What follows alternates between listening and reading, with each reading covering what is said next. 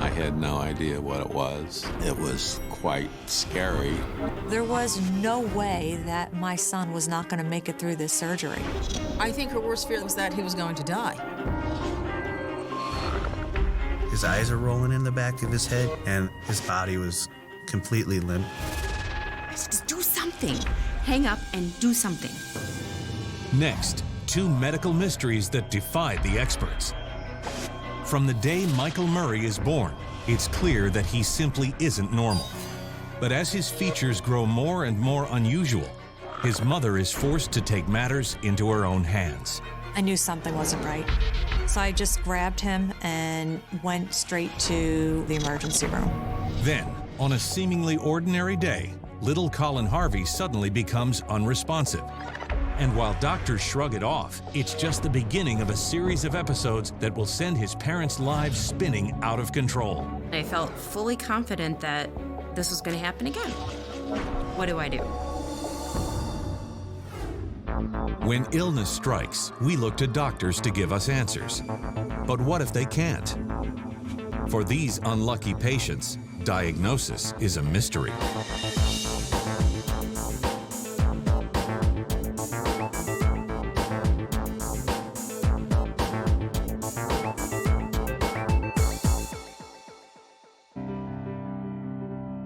For years, Manhattan executives Karen and Jim Murray had looked forward to starting a family. So in the winter of 1991, they were thrilled to learn that Karen was finally pregnant. The entire spring and summer of that year seemed to be spent preparing for their baby's arrival. I got the room ready. I painted it a neutral color, greens and yellows, because I didn't know if it was a boy or a girl.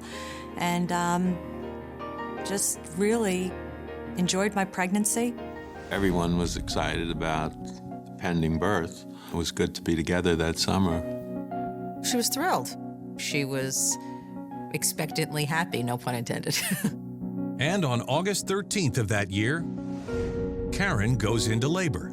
At about 5, I called Jim and basically told him it's time, and Michael was born at 9:28. Michael Sean arrives weighing a healthy 8 pounds, 8 ounces, and the Murrays are overjoyed. The first time that I saw Michael, he was beautiful. He was a beautiful baby. He cried immediately, which is always a good sign. He was a healthy baby, bouncing boy. But 2 hours later, when the nurse brings Michael into Karen's room, the new mother is caught off guard by one aspect of her son's appearance. I remember babies having little fists, but Michael's were open. And I remember people looking at his fingers and saying, wow, this is some big baby. His fingers, instead of being curled up in a ball, were bent back. So I had asked the doctors right then, what is wrong with his fingers? And they basically reassured me that once he started to hold a bottle, it would look like a normal fist. So I tried to imagine that it was nothing. But the next morning, a team of doctors gather in her room, unannounced. It's clear from the look on their faces that something is very wrong. The doctors came in and told me that Michael had a dislocated hip. The doctors led us to believe that it was a very natural thing and happened quite commonly in childbirth. Hip displacement in newborns occurs in 1 out of every 1,000 births. The condition can be treated with a hip brace known as a Pavlik harness, which keeps the legs apart and at the correct angle.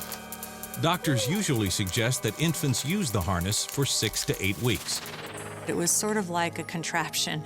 It fit over his shoulders, down his arms, across his chest, and then it Velcroed all the way down the legs to the toes. I couldn't touch him, hold him, feel his skin, and it just didn't feel like I had a baby to hold and touch.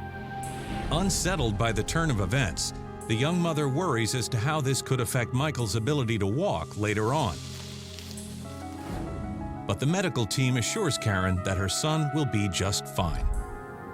I remember wanting to treat Michael with kid gloves. I didn't want anyone to touch him.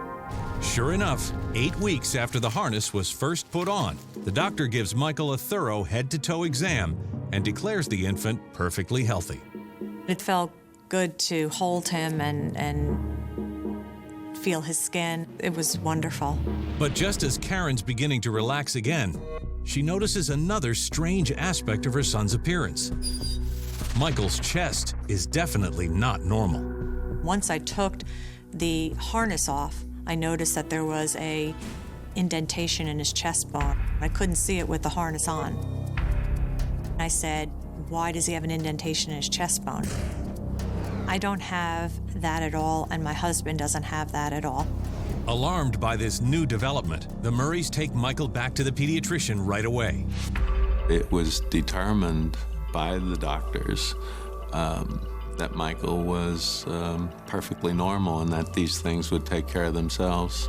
I believed that everything was going to be okay. Relieved by the doctor's assurances, the Murrays soon set about the next item on their agenda, finding a nanny for Michael. I met his nanny, and she was wonderful and warm and sweet, and I thought she would be perfect. 2.5 months after Michael's birth, Karen kisses him goodbye and heads back to work.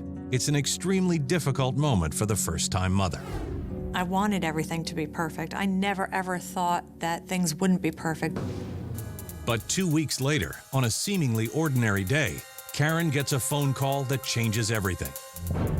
I received a phone call from my nanny saying that Michael was having some problems with his breathing.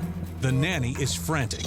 Michael is coughing and running a high fever that she can't seem to get under control. Terrified, Karen drops everything and rushes home. He looked grayish, and his eyes didn't look quite right. So I just grabbed him and went straight to the emergency room. I was in a panic.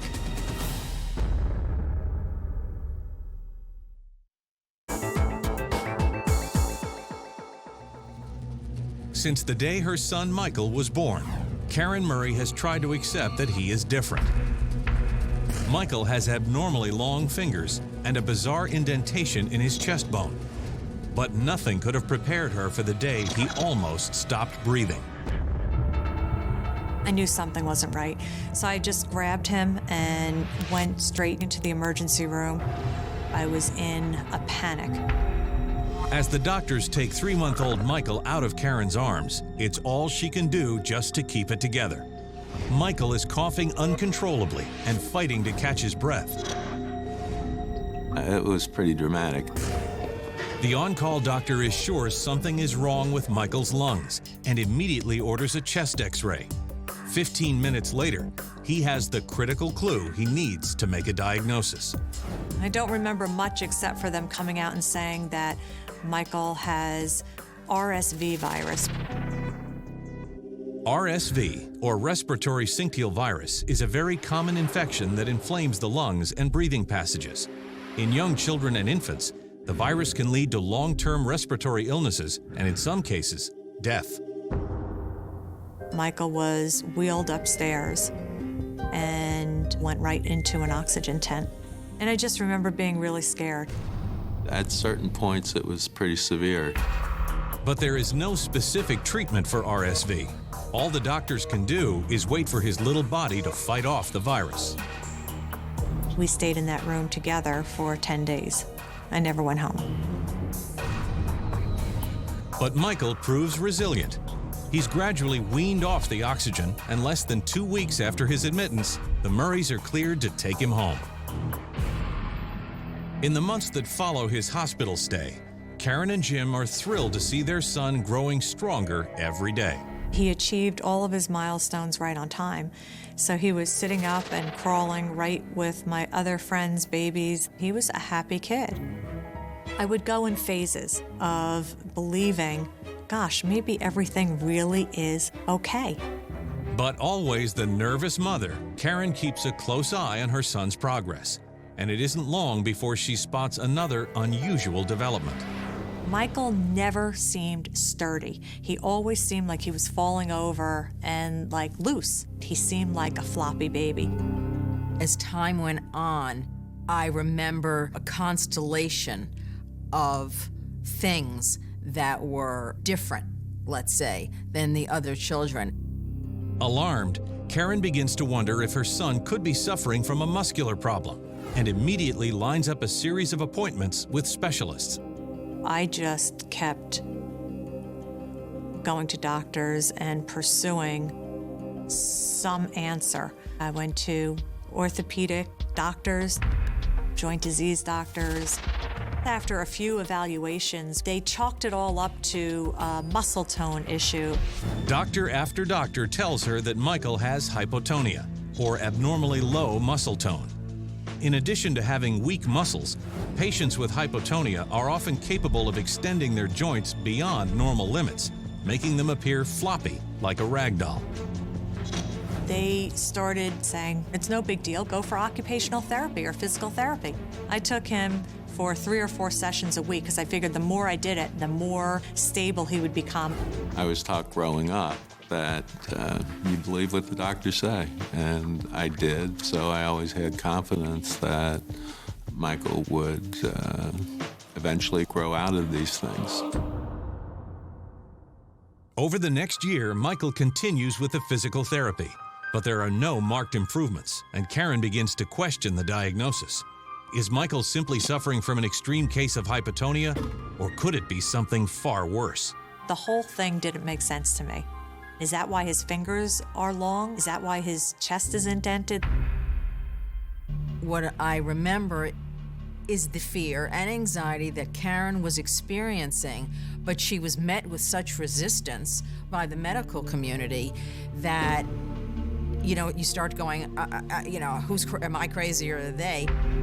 But in 1995, when Michael starts preschool, it becomes all too clear that her son is no normal 4-year-old. I remember the very first day coming to pick him up, and all the kids' heads were the same height, except Michael was head and shoulders above everyone.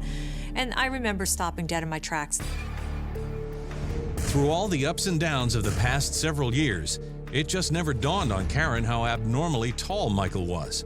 She immediately makes an appointment with a pediatrician, hoping that this new piece of information will help shed light on whatever it is that Michael has.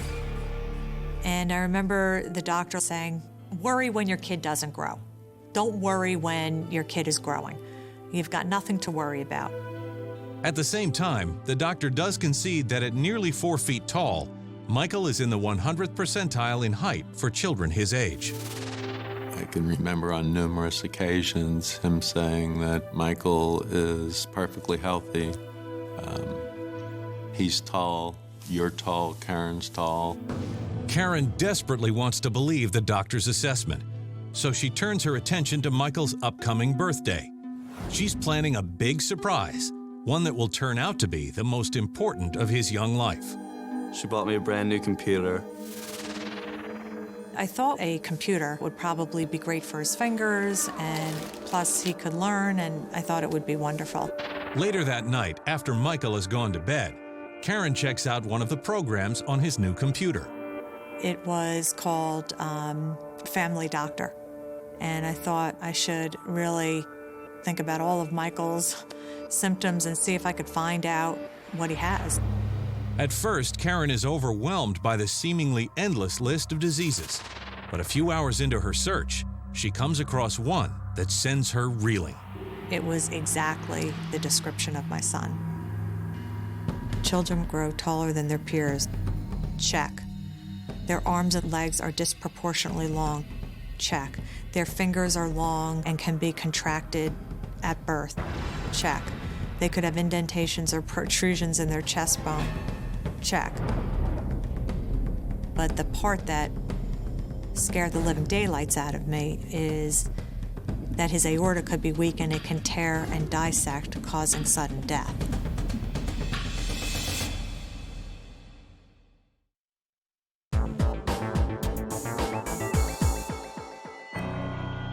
Over the past 5 years, Michael Murray has learned to live with a series of bizarre physical abnormalities that no doctor seems too concerned about.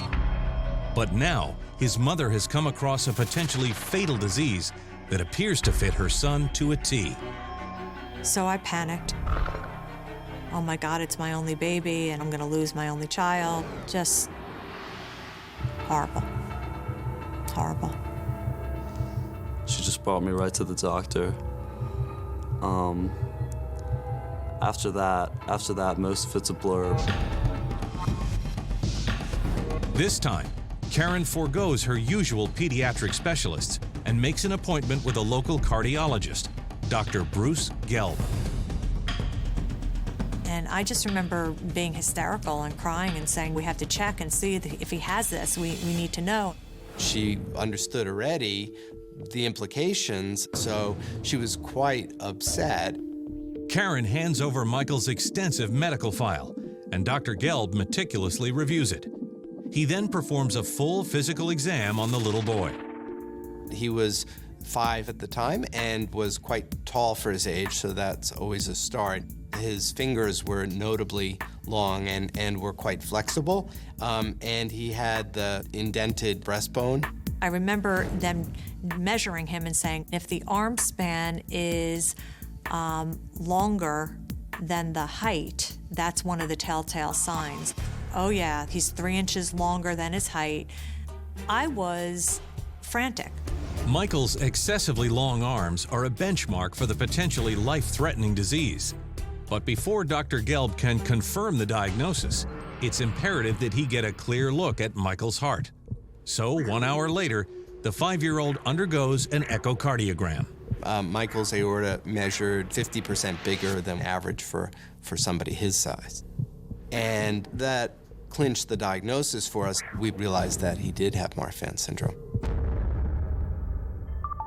Marfan syndrome is a rare connective tissue disorder. In healthy patients, connective tissue serves as a sort of glue that supports organs, blood vessels, bones, joints, and muscles. But in patients like Michael, this glue is weaker than normal because of a defect in their body's production of a protein called fibrillin. As a result, their connective tissue is diminished, which ultimately leads to unusual growth and development within the body. We all know that we have things like ligaments and tendons that help hold bone to bone and muscle to bone, and connective tissue plays a large role in those sorts of tissues. Connective tissue also plays a critical role in the cardiovascular system, and the fibrillin defect can lead to a weakening in the walls of major blood vessels like the aorta. We're talking about the portion of the aorta right after it leaves the heart. Michael's aorta measured 2.6 centimeters. To put it in perspective, at that point, it would have been an average size for somebody a little bit bigger than his mom. It's relief at knowing, but devastation over knowing what it is. It's a really tough realization. When you hear something that you're not totally familiar with, you're scared of the unknown, and it was quite scary. As Dr. Gelb explains Marfan syndrome, it becomes clear that the disease first revealed itself during Michael's birth, when his hip was easily dislocated due to the weak connective tissue in his body. I think it's fair to assume in Michael that the dislocation was certainly related to his Marfan syndrome. The syndrome also caused certain bones to overgrow, resulting in a lanky appearance and Michael's concave chest. The long bones of the hands, arms, and legs are particularly responsive to this. The breastbone, at the end of the day, is a bone, and sometimes it winds up sort of curving out, and sometimes it winds up curving in. But one event that is not related to Marfan syndrome was Michael's early hospital stay for RSV. RSV is a viral infection. It's very common. Most all of us have had it at one time or another. With all of the facts finally laid out on the table, Karen and Jim are anxious to know what this all means for their only child.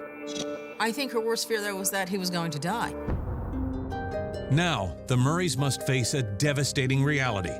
There is no cure for the disease, and it can turn fatal at any moment.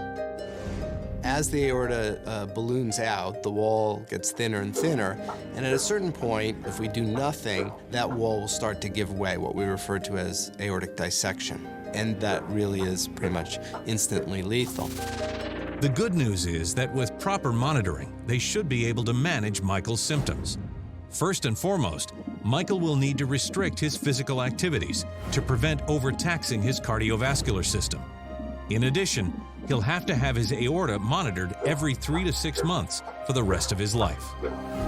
I got to understand more and more why they're doing echoes, and then I started to know more about it every day. The beauty of Michael is that he never complained about it and has accepted it from day one. Overwhelmed by it all, the Murrays can't help but wonder why every doctor who examined Michael over the previous 5 years could have missed his textbook symptoms. It takes time for the aspects that we as physicians are capable of recognizing. At age 5, it was early. Many of the patients we're diagnosing are in their teens already. Over the next 10 years, Michael grows into a charming young man, and while life is seemingly perfect for the Murrays, they're constantly aware of the fact that at any moment, Michael's heart could give out.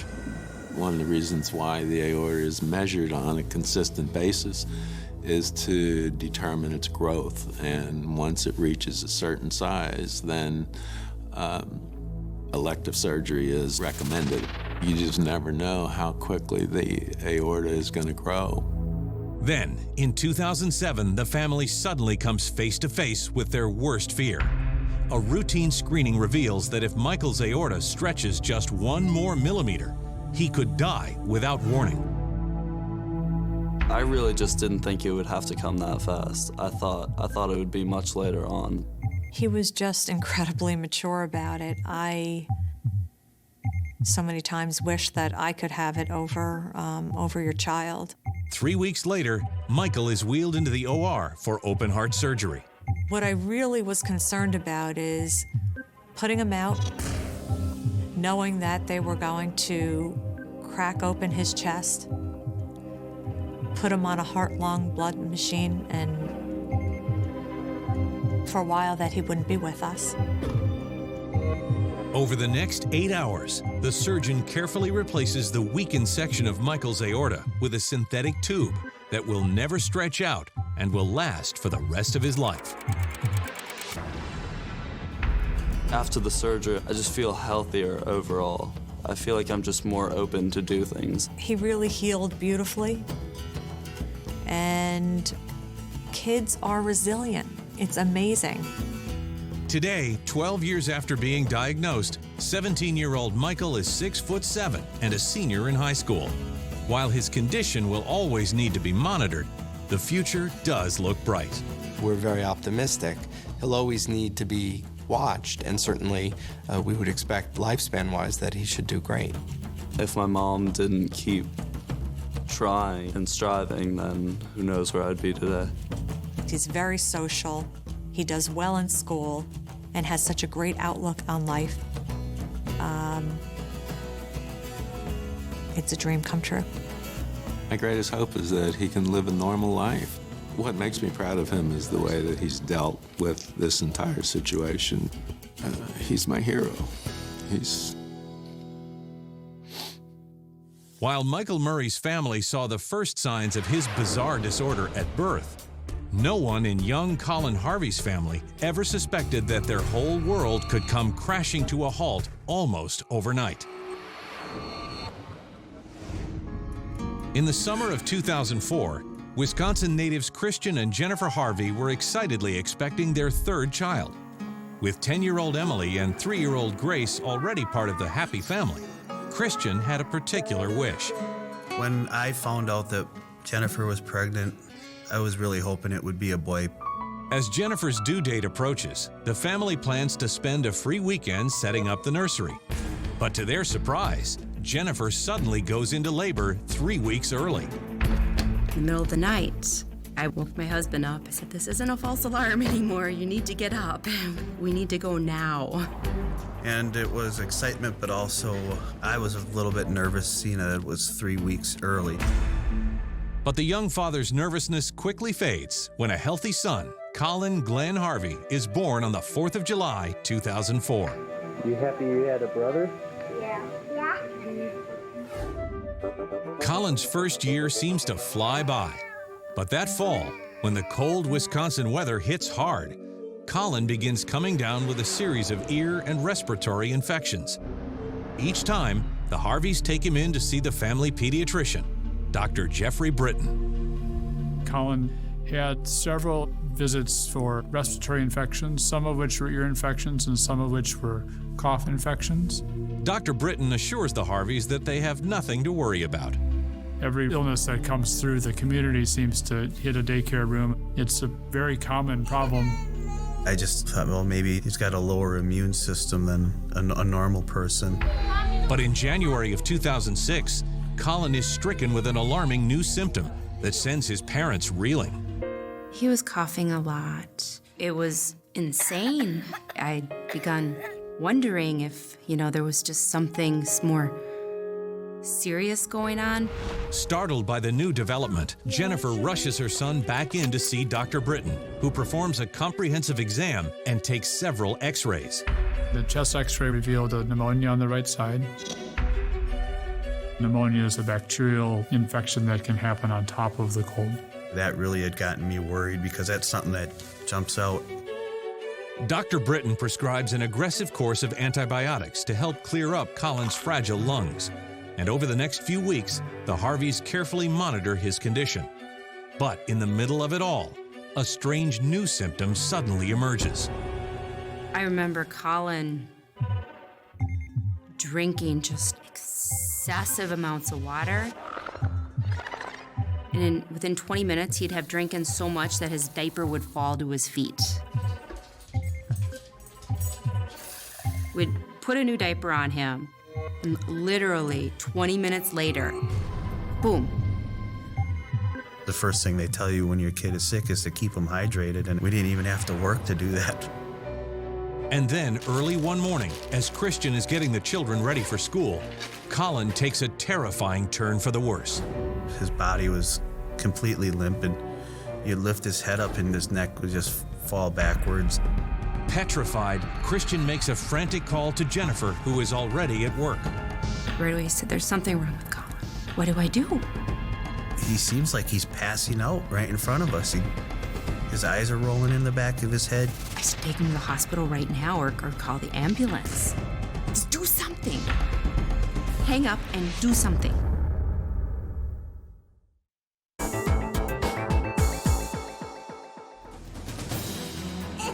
Over the past 5 months, 17-month-old Colin Harvey has endured a series of seemingly endless infections, a terrifying bout of pneumonia, and a strange, unquenchable thirst. Now, he suddenly collapsed for no apparent reason, and his father is racing him to the emergency room. And wasn't really sure what had happened. It was kind of a scary morning because we didn't know what was going on. As Christian walks into the ER with his son lying limp in his arms, the on-call doctor begins an immediate evaluation. Things at that point started escalating. It was almost like he was in pain.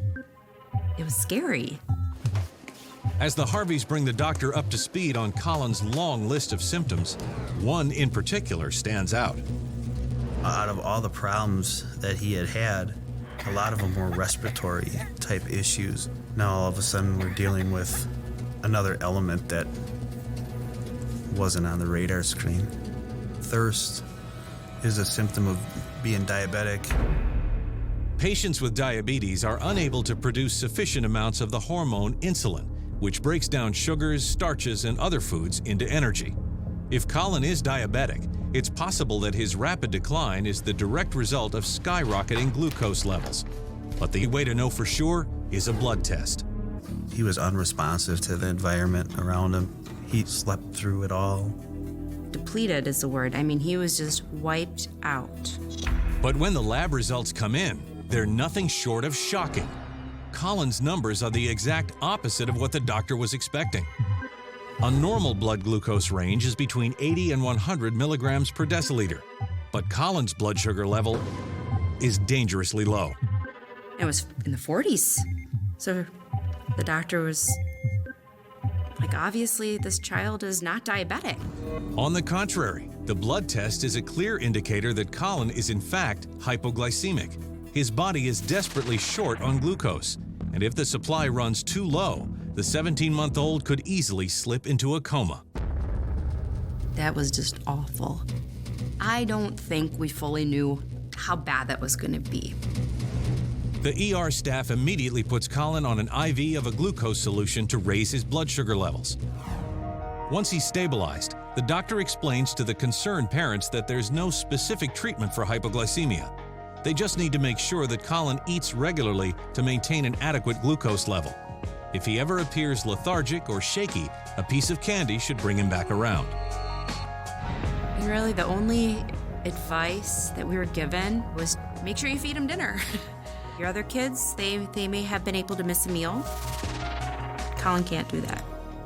Jennifer takes the doctor's advice to heart. For the next several weeks, she makes sure that Colin eats regular meals with plenty of carbohydrates to keep his energy levels up. But less than a month later, the Harvey's world spins out of control yet again. Dad. We went to get Colin ready, and his hands shook real bad. We had a good idea that his blood sugar was low. I remember the girls grabbing mini marshmallows and giving them to eat. He was trying to put his head down and closing his eyes and kind of refusing to take the food. Terrified to see his son deteriorating so quickly again, Christian races him back to the ER. As soon as he arrives, the medical team checks Colin's glucose levels. His blood sugars were still low, even though we had given him some marshmallows to eat. The doctor administers an oral electrolyte solution to raise the amount of glucose in Colin's blood. Slowly, the little boy comes back around. And once he's stabilized, the doctor turns his attention to the Harveys.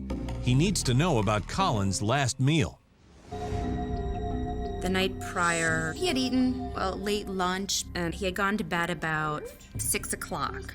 We didn't wake him up, but I didn't think that that was unusual. I was told that I hadn't fed him enough. While the ER doctors seem to brush off Colin's second episode of hypoglycemia as the result of a missed meal, the Harveys are now on red alert. They're sure that something is very wrong with their son. Unfortunately, I felt fully confident that this was going to happen again. Okay, fine. I will acknowledge the fact that, I did not feed my son dinner. And I will never let this happen again. But assuming I fed him dinner and it happens again, what do I do?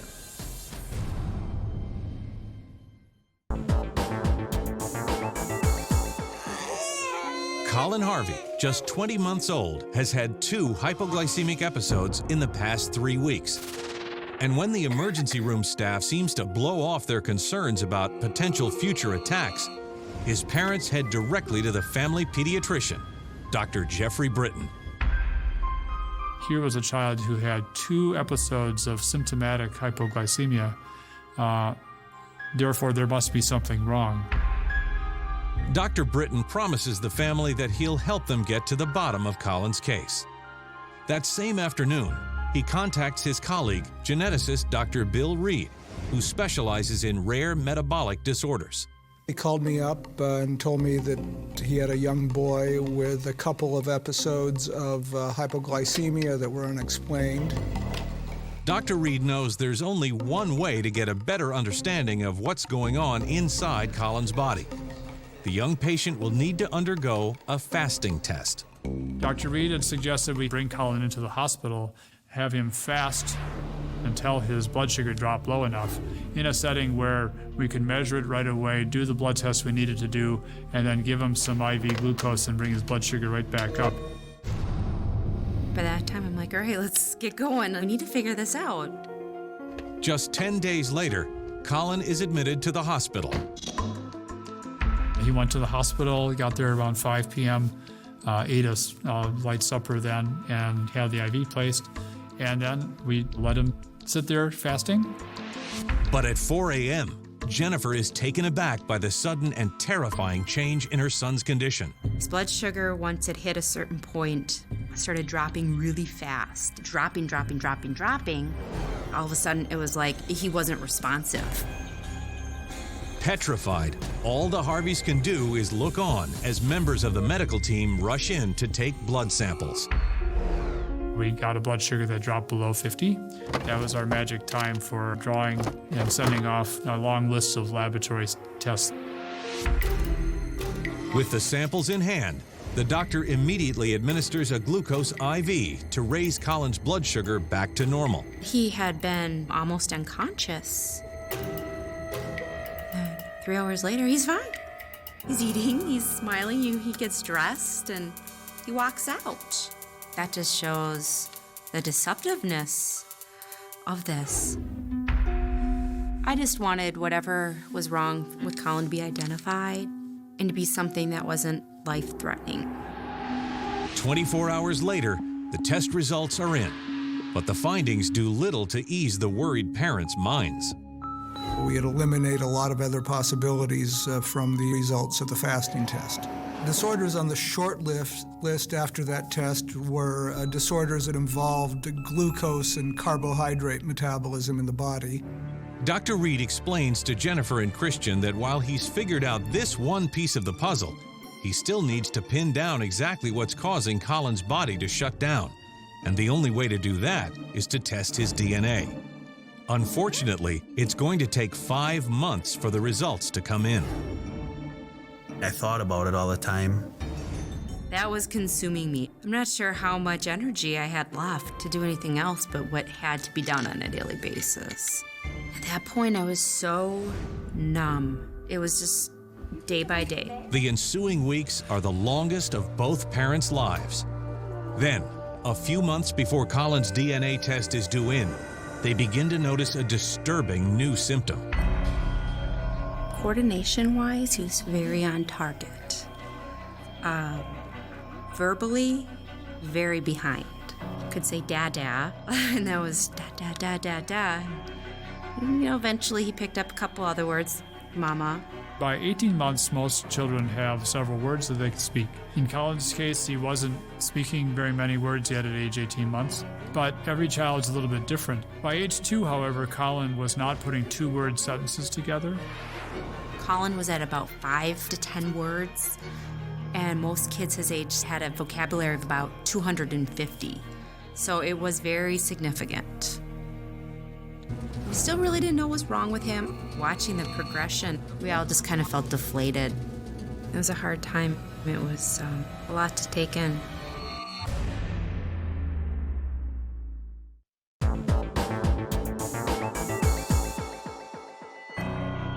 The Harvey family has been anxiously waiting for DNA test results that they hope will shed some light on what's been causing their toddler to black out and fall far behind in his speech development.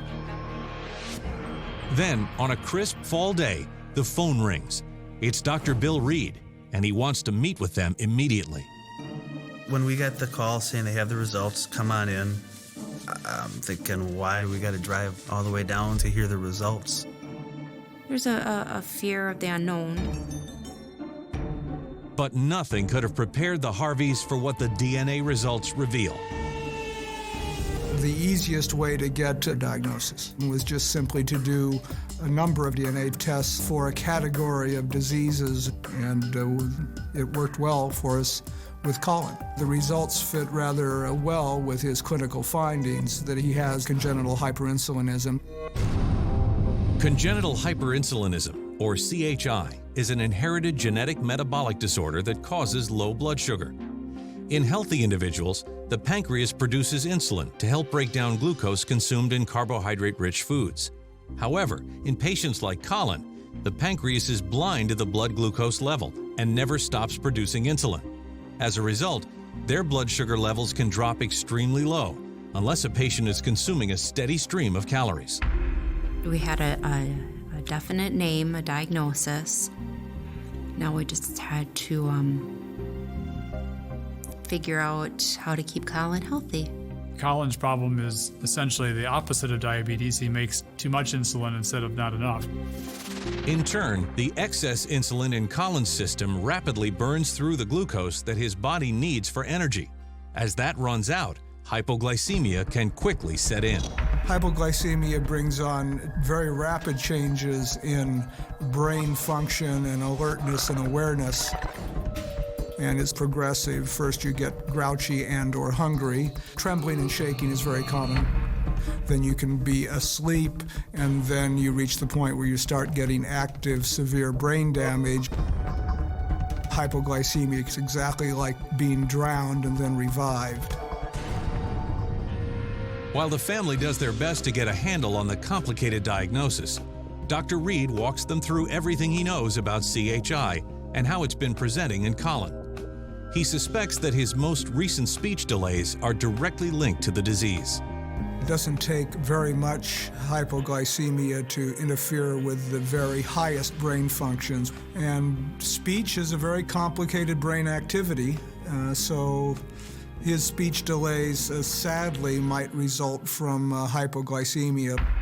Surprisingly, the series of chronic infections Colin's experienced since the day he was born are most likely not connected to CHI. Some kids have a respiratory infection every month or 2 a month during the winter virus season. He's just a little on the unlucky side. Still, the Harveys wonder if they should have recognized symptoms like Colin's excessive thirst as a sign of a larger problem. Colin was thirstier that day because he had been sick and had not been drinking or eating well. He might have been needing calories and food and glucose, and that manifested itself as excessive thirst. While the Harveys are relieved to finally have a diagnosis, they can't help but wonder why no other doctor could identify the seemingly obvious clues. Children with severe hyperinsulinism problems present earlier in life, in the newborn period. So the fact that Colin got through 1.5 years of life before we figured this out, I think made hyperinsulinism lower on the list. It's also a very rare disorder. We don't see it very often. I've only seen it 2 to 3 times in an almost 30-year career. With the diagnosis in hand, Dr. Reed explains what the family will need to do in order to prevent any more attacks. For the rest of Colin's life, his blood glucose levels will have to be checked at least twice a day. If his blood sugar goes below 80, we need to make sure he eats. You never, ever, ever want his blood sugar to drop below 60. If his blood sugar is below 50, it's a medical emergency. The bottom line is that if he were to go a day without eating, he could potentially die, even a day. And that kind of is a hard fact that hits home. Today, Colin is a lively 4-year-old. He's on a strict diet high in protein and complex carbohydrates that provide his body with slow-burning fuel for energy. A food that is high in simple sugars may cause Colin to release insulin more rapidly, so we try to keep his diet low in simple sugars and higher in complex carbohydrates. Before bed, we usually give him an apple and milk, and it helps stabilize the blood sugar overnight. Cereals that we buy are also under 11 grams of sugar, no exceptions. Luckily, Colin's condition is manageable, and the Harveys are focused on keeping it that way. He does have a significant speech delay, but he works with a speech therapist. I'm not sure how long it will take for him to catch up speech-wise, but hopefully. My goal is to manage Colin's condition in a way that allows him to have a healthy life. The way I see him at 4 right now, he's unbridled. He's on the go constantly. And my hope is that throughout his life, he can stay that way.